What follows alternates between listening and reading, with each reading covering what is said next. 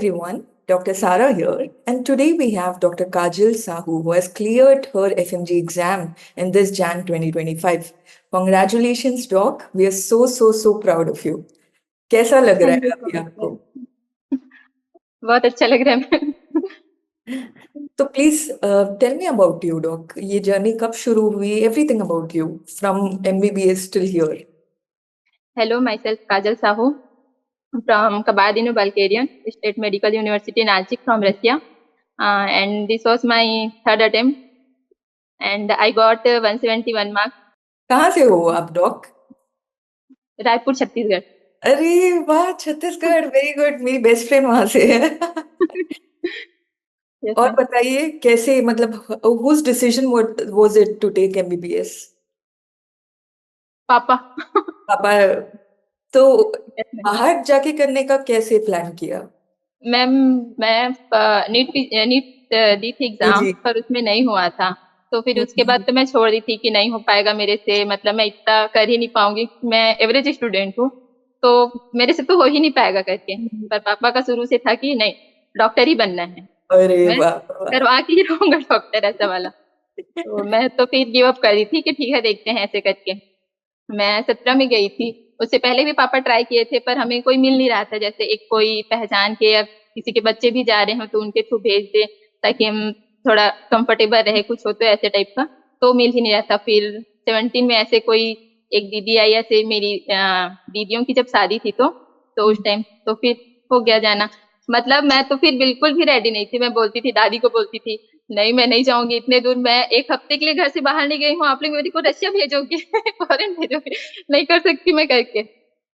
पर पीछे गए, वहां से हो गया। 5 साल आप वहां रहे हो? पाँच मैम, हम लोग का तो 6 साल था।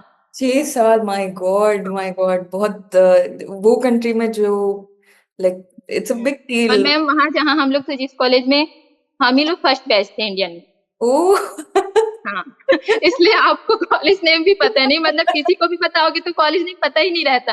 काबर दिनो क्या, ऐसा वाला हो जाता है सबका रिएक्शन, कि अभी ऐसे बोलने से भी कोई मतलब किसी को पता ही नहीं है। तो फिर ये जर्नी, आपने बताया आपका थर्ड अटेम्प्ट था डॉक, और जैसे आपने बोला आपको 149 आए थे सेकेंड अटेम्प्ट में. तो कैसे अपने आप को मोटिवेट करा, कैसे वापस स्टार्ट करा? आई थिंक एक रिपीटर होना, मतलब वापस फिर से शुरू करना चीजें बहुत बहुत मुश्किल होती है. तो कैसे? बहुत ज्यादा मैम। मैं आपके मैम चेहरे से दिखता मतलब है मुझे. वो 149 वाला टाइम, और मतलब 60 जुलाई को रिजल्ट आया था ना, 16 जुलाई से 11 जनवरी तक का time, every morning, every night, ऐसा कोई दिन नहीं हुआ होगा मैम जो मैं रोई नहीं होंगी। ना किसी से कुछ भी शेयर करना। और सबसे पेनफुल ये चीज होता है कि आपके साथ जो पढ़े होते हैं आपके फ्रेंड, वो पास हो जाते हैं, उनसे आप चाह के भी बात नहीं कर पाते, बिल्कुल भी बात करने का मन नहीं होता। वो भी वो तो अच्छे ही होते हैं, वो तो हमारी हेल्प ही करना चाहते हैं, लेकिन हम बिल्कुल भी बात करने के मूड में नहीं होते। ऐसे लगता है कि वो अलग स्टेट में है, हम अलग स्टेट में हैं, हमारा पेन वो समझ ही नहीं सकते। नहीं, सही बोल रहे हो आप. एक वो अन बैरियर तो आ ही जाता है वो, क्योंकि वो इंटर्नशिप में लग जाते हैं और क्योंकि आप. Same strategy, same planning plotting से वो भी पढ़ाई किए हैं और हम साथ में पढ़ाई किए हैं, पर उनका हो गया, मेरा नहीं हुआ। और मैं तो मैम मतलब जब 149 में आया था, उसमें कैलकुलेट भी की थी, तो वो मतलब ऐसे ही 160 165 के अप्रोक्स इतना आ जाएगा, ऐसा था। फिर जब मैं देखी तो 149, मतलब तब मैं मेरी दीदी के यहाँ थी, घर नहीं आई थी, दिल्ली से दीदी के यहाँ ही हैदराबाद में थी। कुछ बोल ही नहीं पा रही थी, मतलब सबको बोलती थी कि हो जाएगा ऐसे करके, मतलब मैं पढ़ाई की हूँ, मेरे को खुद पे भरोसा है, मैं कर लूंगी ऐसे करके। घर वाले भी एकदम वो थे कि नहीं, इस बार तो हो जाएगा करके। फर्स्ट अटेम्प्ट में मैम मैं उतना एफर्ट नहीं लगाई थी, तो फर्स्ट हम्म. अटेम्प्ट में मेरे को बुरा ही नहीं लगा था। हाँ चलो ठीक है, उतना मैं तो अपना 100% दी ही नहीं थी ना, तो उसमें क्या ही बोलना है, ऐसा था। लेकिन सेकेंड अटेम्प्ट के बाद मैम मतलब क्या ही बताऊं। नहीं नहीं, मैं आपके चेहरे से समझ रही हूँ जो ट्रॉमा आप गो थ्रू करे हैं. I am ma'am 100. मतलब मैं जब कॉल की थी घर में, तो पापा तो कॉल नहीं अटेंड किए थे। फिर चाचा को, मैं जॉइंट फैमिली से हूँ, चाचा को कॉल की, चाचा बोले कोई बात नहीं, नेक्स्ट टाइम पक्का होगा, टेंशन नहीं लेना बेटा, हो जाएगा ऐसे करके। फिर जब मैं हैदराबाद से रायपुर आ रही थी, पापा बस स्टैंड आए थे लेने, पापा मुझसे बात नहीं किए थे। हम कार से मतलब 18 किलोमीटर का डिस्टेंस है मैम, बस स्टैंड से घर तक पहुंचने का। पापा बिल्कुल भी बात नहीं किए, बस मैं रोए जा रही थी कि पापा प्लीज एक बार बात करो यार, मुझे आपकी जरूरत है अभी, तो ऐसे करके मैं उनका भी पेन समझ रही थी मैम, कि उनको भी बुरा फील हो रहा था, पर ना वो कुछ बोल पा रहे थे ना मैं कुछ। ऐसे लग रहा था पापा एक बार बात करे तो मैं उनको हक करके बोलूं कि पापा मैं क्या करूं, इससे ज्यादा मैं नहीं कर सकती, इतने ही एफर्ट लगा सकती हूँ मैं ऐसे करके। एक हफ्ते के बाद सब नॉर्मल हो गया था, पर पापा ने भी मैं साथ तो दिया? मैम जैसे जैसे और टाइम जा रहा था मैं तो और डिप्रेस होते जा रही थी कि कैसे पढ़ाई करूं, अब क्या करूं जिससे मैं इसको इम्प्रूव कर पाऊं, अब होगा कि नहीं होगा। मैंने तो मेरा 100% दिया ही था। इस वाले अटेम्प्ट में, जनवरी वाले में, फिर से सभी सब्जेक्ट्स के शॉर्ट नोट्स बनाए। से जैसे प्रियांश सर ने कहा था कि आप ऐसे वन लाइनर बनाओ जो आपको याद रहे। सर का मैं नोट्स मैंने क्या किया, फिर मेडिसिन में वो एंडोक्राइन वाला पार्ट, रेस्पिरेटरी, कार्डियोलॉजी, इसको मैंने पैथो पे जोड़ दिया और मेडिसिन पे जोड़ दिया, ताकि मैं उसको खोल के देखी हूं ना। बिल्कुल मैंने फिजियोलॉजी मतलब मैंने बंद ही कर दिया। फिर उसके पूरे टॉपिक इसमें कहीं कहीं वो शॉर्ट नोट्स थे मैम, उस पे मैंने ऐड कर दिया, ताकि मेरे को इस पे फिर से फिजियोलॉजी लेके पढ़ना ही ना पड़े करके। और मैम कहीं कहीं मेरा सेकेंड अटेम्प्ट में मैं जीटी नहीं दी थी, जितनी जीटी देनी चाहिए थे। सबसे बड़ी दिक्कत हाँ, आई थिंक तो वो। मैं एमसीक्यू सॉल्व करती थी, सब्जेक्ट वाइज सॉल्व की, टॉपिक वाइज सॉल्व की, बट मैं जीटी जीटी में ही लैक रही मैं उस तो वाले इस बार अटेम्प्ट आपने में। कितने जीटी दिए डॉग? इस बार मैंने approx 18 to 19 GT the. Starting से मतलब मैं पढ़ूं ना पढ़ूं, पर मेरे को एमसीक्यू सॉल्व करना है और जीटी देना ही देना है। रिव्यू करते थे आप जीटी? हाँ, उसी दिन रिव्यू करना है, उसी दिन जीटी देना है, और तुरंत जीटी का रिजल्ट आते ही रिव्यू करती थी। और पर डे कितने सॉल्व करते थे एमसीक्यूज? 50 मॉर्निंग में और 50 इवनिंग में कराते थे, वो दो करती थी। और बीच में जैसे सब्जेक्ट अराइज का जैसे सब्जेक्ट चलता था, जैसे जैसे वैसे मैं अराइज के सब्जेक्ट वाइज भी वो एमसीक्यू सॉल्व करती थी, जैसे पीवाईक्यू हो गए या कुछ नीट पीजी के हो गए ईयर वाइज, तो वो ऐसे सॉल्व करती रहती थी। और ऐसे रैंडम भी अराइज ऐप से वो भी करती रहती थी, सब अराइज के कारण। मतलब कॉलेज में मैम ईएनटी, ऑप्था, पीएसएम बिल्कुल समझ नहीं आते थे ऐसे क्यों बने हैं सब्जेक्ट ऐसे करके। लेकिन मैं अराइज में आने के बाद ये तीन सब्जेक्ट, सुधा मैम आपके को फेवरेट ऑप्शनल हो गए? ईएनटी के लिए तो ये तो बोलने और वाली क्या बात था। ही नहीं है। हाँ। और पीएसएम सर से पढ़ी थी, तो ये तीन मतलब अच्छे हो गए थे, मतलब ऐसे नहीं लगता था कि बोरिंग है सब्जेक्ट, पीएसएम भी अच्छा हो गया था। कौन सी फैकल्टी से आप सबसे ज्यादा खुश थे, और मतलब कौन से मोमेंट्स थे अराइज में जो आपको अभी भी याद है? मैम आपका वो जो रिजल्ट आया था हमारा अभी वाला रिजल्ट जो आया था, तो आप एक पोस्ट किए थे जिनका नहीं हुआ उनके लिए, आप खुद उसमें बहुत इमोशनल थे, बहुत ज्यादा। वो मतलब मैं तो पास हो गई थी, पर मैं वो वीडियो देख के बहुत रोई थी मैम, बहुत बहुत बहुत ज्यादा रोई थी। वो एकदम को रिलेट कर रहा था, मतलब आप तो टीचर हो लेकिन ऐसे लग रहा था कि कोई स्टूडेंट ही वो फील करके बोल रहा है, ऐसे लग रहा था, मतलब बहुत ज्यादा। नहीं हाँ नहीं, आपको जो दर्द हुआ है तो एक वो स्पेशली वो 149 स्कोर आई थिंक जो बीतता है उसको ही पता होता है, because it's pure bad luck. मतलब इधर उधर सिली मिस्टेक्स हुए, 149 बिना पढ़े कैसे आ सकता है? तो डेफिनेटली आपने सब सही करा वही हुआ मैंने मतलब सारे सब्जेक्ट के शॉर्ट नोट्स बनाए, है। जितने जीटी होते थे अराइज के A to Z मैंने सब जीटी दिए, और तुरंत ही रिव्यू करती थी, जिस दिन आया है उसी दिन रिव्यू करना है, उसको छोड़ दिया मतलब वो छूट ही जाएगा ऐसा वाला रहता था, तो उसी दिन रिव्यू करती थी। और आपके मैम पैथोलॉजी बहुत अच्छे थे, मस्त मतलब बोल ही नहीं सकती मैं।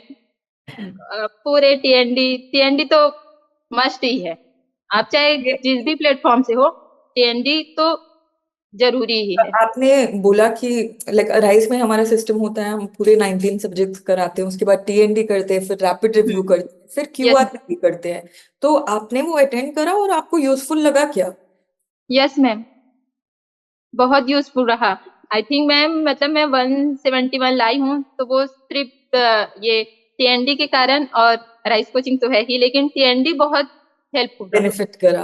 बिकॉज हाँ, आई बहुत ज्यादा थिंक बेनिफिशियरी रहा। प्रेशर ऐसे ऊपर चला जाता है ना, हम्म। लाइक लास्ट 1.5 months तो आप yes ma'am, I have seen one more thing. मतलब वो लास्ट मंथ ही बहुत वो होते हैं, क्रूशियल होते हैं।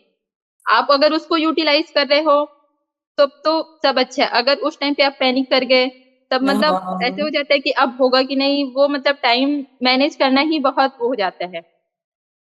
तो आप मुझे बताइए, लाइक ये आपका थर्ड अटेम्प्ट था और एग्जाम डे, मतलब हम लोगों ने सुना that it was very, the first paper was very tough, turmoil हो गया, यस सब मैम। से परेशान हो गए। तो आपका क्या एक्सपीरियंस था उस दिन, मतलब ma'am you were first going through trauma और आप एग्जाम में वो ट्रॉमा लेके जा रहे थे। मैम एग्जाम ड्यूरेशन में मैं मतलब लास्ट के 1.5 मंथ दिल्ली चली गई थी। रायपुर में थी मैं उससे पहले। मैं बोली अब नहीं हो पाएगा पढ़ाई, अब मेरे को दिल्ली जाना ही है। पापा बोले नहीं जाना है, रही है वहां नहीं कुछ हुआ। मैं बोली प्लीज एक बार भेज दो मेरे को। मैं दीदी को बोली तू बोल कैसे भी करके मेरे को जाना है, मतलब जाना है, मैं यहाँ नहीं पढ़ पाऊंगी, मेरे को लाइब्रेरी ज्वाइन करना है, प्लीज कैसे भी करके पापा को बोल करके। तो दीदी जैसे भी पापा को मनाई, "वो जाने दो उसको, नहीं होगा फिर आपको ही बुरा लगेगा और उसको तो लगना ही है करके।" पापा बोली ठीक है चलो जाओ करके। फिर वो मैं गई, मैम लाइब्रेरी भी ज्वाइन करना था, लाइब्रेरी गई। वहां और जूनियर्स को देख के मतलब वो और बहुत गंदा फील होता था मैम, मतलब क्यों आई मैं यहाँ, अब मैं यहाँ से जा भी नहीं सकती, अब वो क्या करूं ऐसे। और मैं मतलब मेरे बैच के कोई नहीं थे, कोई फ्रेंड नहीं, मैं अकेले गई थी। ये अब करना तो है ही, चाहे अकेले करूँ कैसे भी करूँ, करना ही, ये मेरा लास्ट अटेम्प्ट था।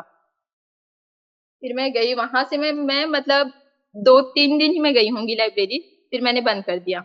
ये मेरे को और परेशान कर रहा है, इससे मैं और डिप्रेस हो रही हूँ। मुझे नहीं जाना कहीं, मुझे रूम से ही बाहर नहीं निकलना। मैं रूम पे टेबल चेयर मंगाई, ओनर को बोली आप मेरे को टेबल चेयर दे दो, मेरे को रूम से नहीं निकलना है। फिर मैं खाना लेने के लिए बस बाहर जाती थी, बस एक कमरे में बंद हो गई थी, ना कहीं घूमना, ना कहीं कुछ, कुछ भी नहीं।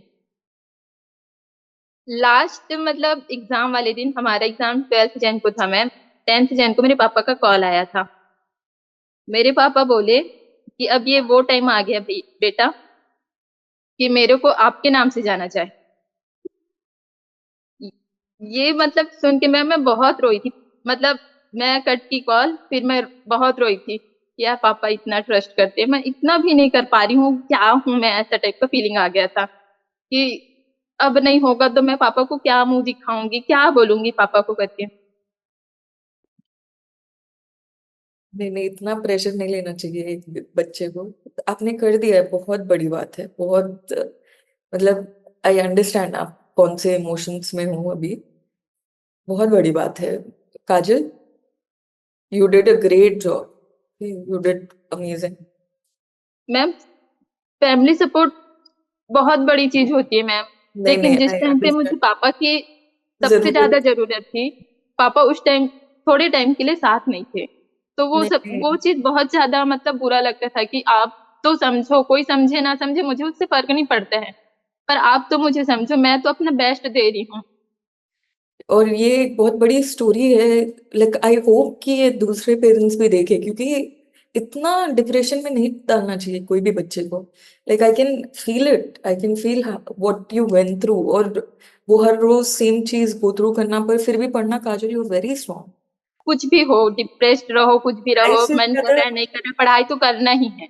नहीं पर पढ़ाई कोई से इट इज कोई सीरियसली। बहाना नहीं, क्या बोलोगे किसी को कोई नहीं हुआ इस बार, मैं नहीं पढ़ी थी, ये तो मैं नहीं बोल पाती कि मैं 140 मार्क्स आया था तो मैं उसी से परेशान थी, उसी डिप्रेशन में थी तो मेरे से पढ़ाई नहीं हुआ, ये तो मतलब सबके लिए बातें हो जाती। फिर मेरे मतलब फैमिली वाले ये भी बोलते थे मैम, मैं ज्वाइंट फैमिली में, जैसे तो मेरी चाची चाचा, बहुत हार्ड होता है एग्जाम, कोई बात नहीं हो जाएगा ऐसे कर, तो मैं चाचा को यही बोली थी कि चाचा और भी बच्चे हैं, मैं ही नहीं हूँ, और भी बच्चे हैं जो एग्जाम फर्स्ट अटेम्प्ट में ही क्लियर करें, ऐसा तो नहीं है कि सिर्फ मैं ही हूँ, मेरे ही लिए ही हार्ड है, ऐसा कुछ नहीं है ऐसे करके।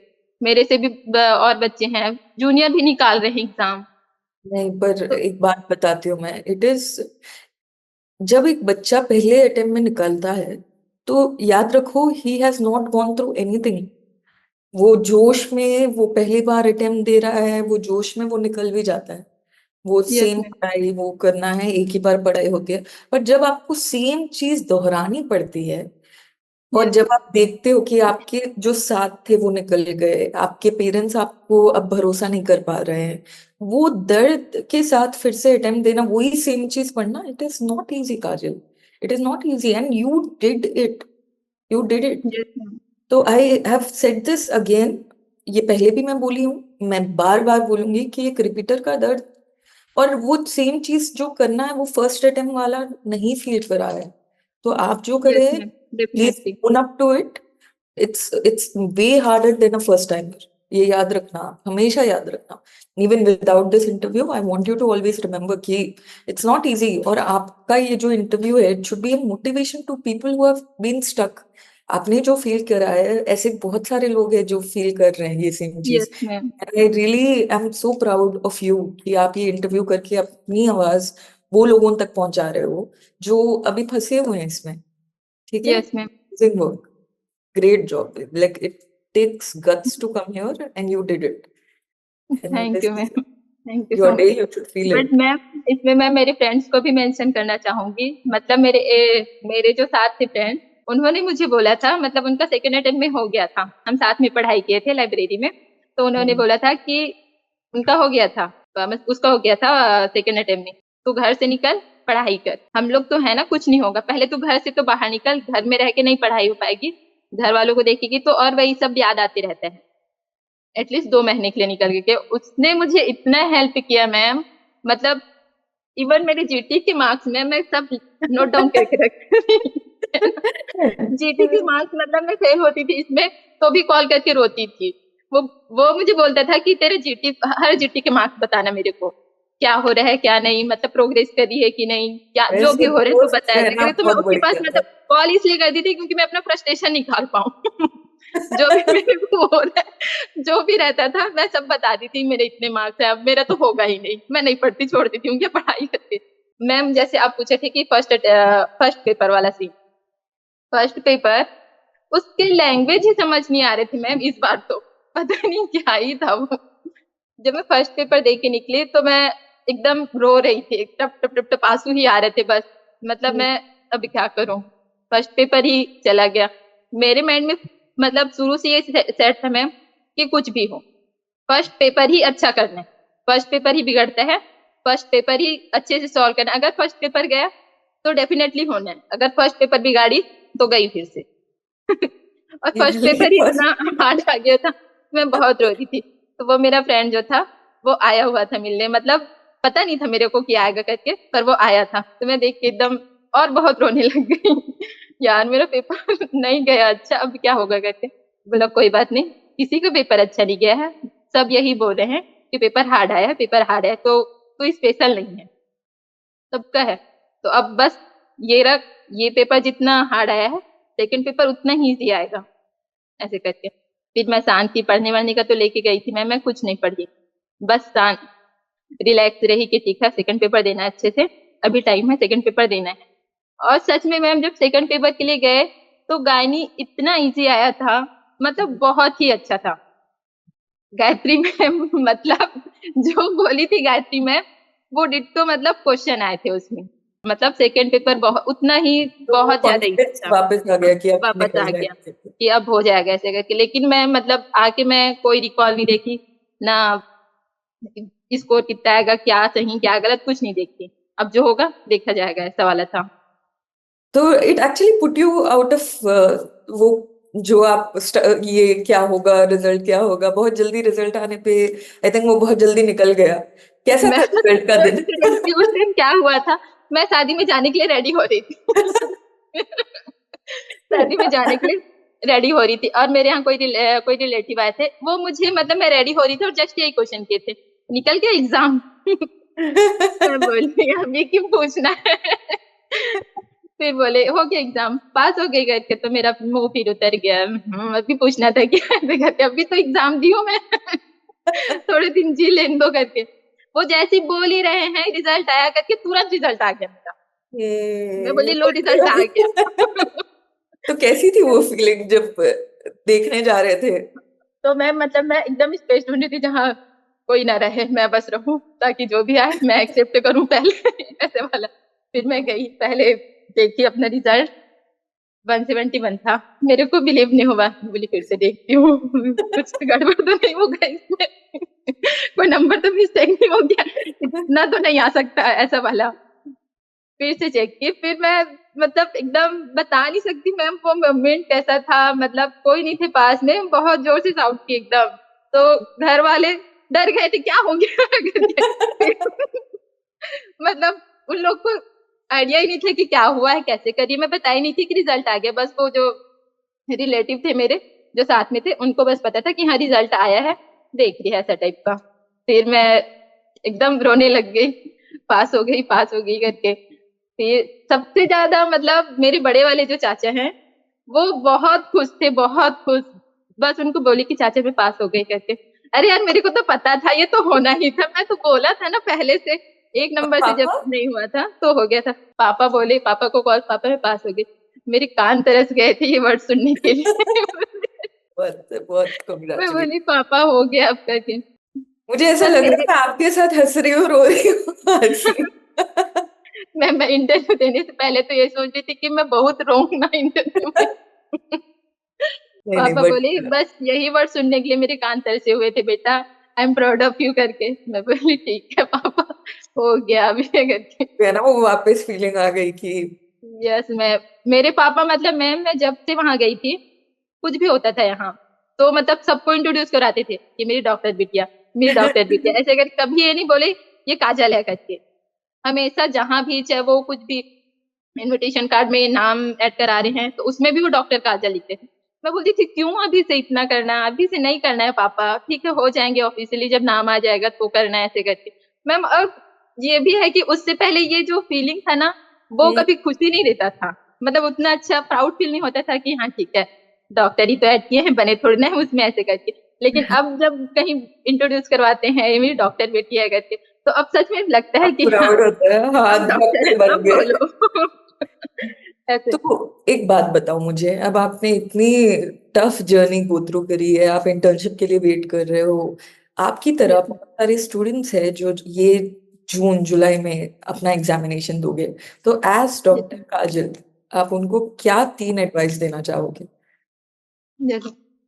फर्स्ट मैम, आप जिस भी प्लेटफॉर्म पे हैं आप एक पे फोकस रहो। True. GT MCQ compulsory, GT से मैम डरना नहीं है भागना नहीं है, जीटी भी देना है और रिव्यू भी करना है।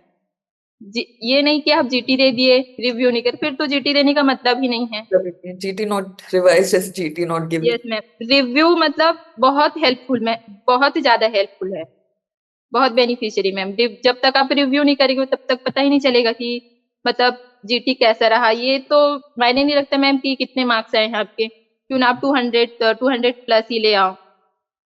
True true true. तो और मैम जो सर मैडम बोल रहे हैं वो तो फॉलो करो ही करो, क्योंकि उनको इतने सालों का एक्सपीरियंस है।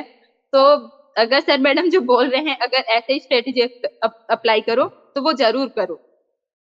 आपके ऊपर किसका मतलब सबसे ज्यादा, आपने बोला कि सर मैडम बोल रहे हैं, तो किसका सबसे ज्यादा इन्फ्लुएंस रहा, मतलब कौन से टीचर्स का रहा इससे?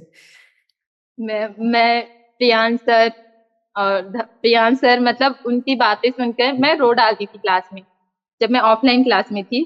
तो जैसे मैम वो प्राइज देने वाले जैसे पासिंग जो पास हो जाते थे स्टूडेंट वो भी आते थे, तो मैं मेरी फ्रेंड सुमी और 2-3 हम लोग थे तो वो भी रो डालती थी। सेम सिचुएशन उसका भी वैसे होता था कि हम लोग कभी ऐसा कर पाएंगे ये वाला होता था, हम भी ऐसे आएंगे क्या करके।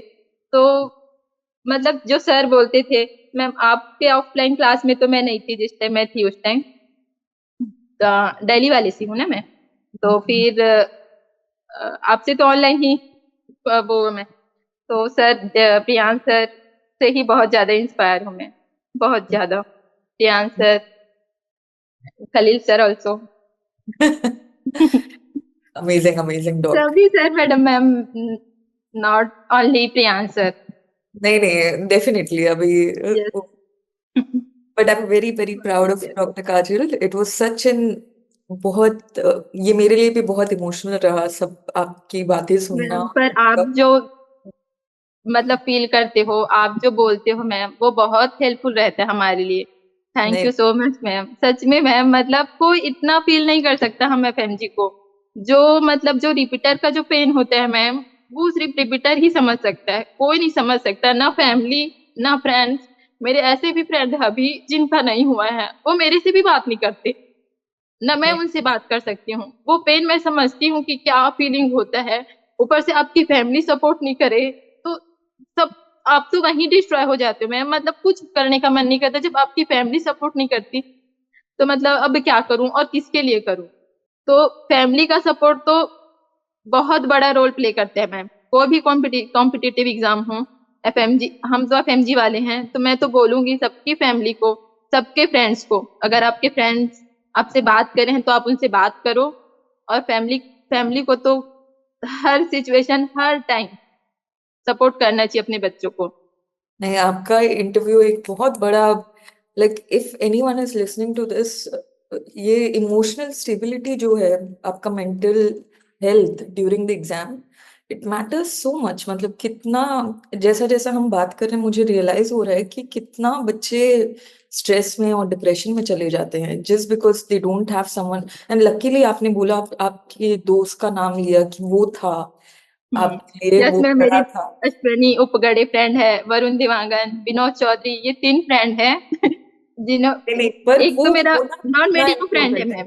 फिर है। हाँ, फिर भी वो इतना सपोर्ट किया मेरे को नॉन मेडिको होते हुए कि नहीं, हो जाएगा, टेंशन नहीं लेना। हम लोग बोल रहे हैं ना होगा करके, बस तू पढ़ते रह करके, कुछ भी प्रॉब्लम होता है हम लोग को बताना, पर एग्जाम क्लियर करना है इस बार। वो एक बोल देना मैम कि एग्जाम क्लियर हो जाएगा, टेंशन नहीं लेना है।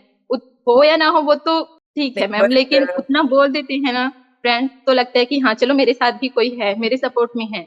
नो, दैट तो इज द फ्रेंड्स का बिगेस्ट होना भी। Takeaway of this interview I feel. ये जो आपने ये बात खड़ी करी है ना, and specially with this interview, with understanding your journey, जो आपका फ्रेंड्स ने रोल प्ले किया है, I don't think, big hats off to them and thanks to them also for the making you a yes ma'am. Doctor. मतलब बहुत बड़ी चीज है कि आप, एंड कॉन्ग्रेचुलेशंस डॉक।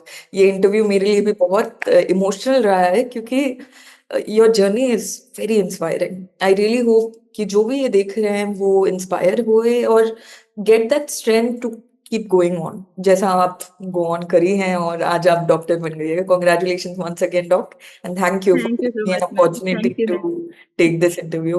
बहुत बहुत अच्छा लगा। Just congratulation. Because Rice coaching ma'am, one and only Rice coaching. नहीं। Thank okay. You so much ma'am.